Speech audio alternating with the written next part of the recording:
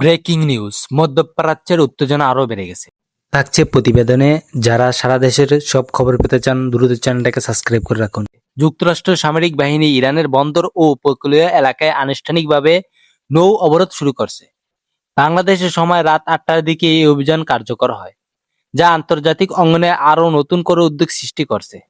এর আগে ইসলামাবাদে এই অনুষ্ঠিত মার্কিন ইরান শান্তির আলোচনা করে কোনো সমঝোতা ছাড়াই শেষ হয়। ফলে দুই দেশের উত্তেজনা আরও তীব্র আকার ধারণ করে। ডোনাল্ড ট্রাম্প এই অবরোধ ঘোষণা দিয়ে জানিয়েছেন, এর মূল লক্ষ্য হচ্ছে ইরানের তেল রপ্তানির বন্ধ করে তাদের অর্থনৈতিক শক্তিকে দুর্বল করা।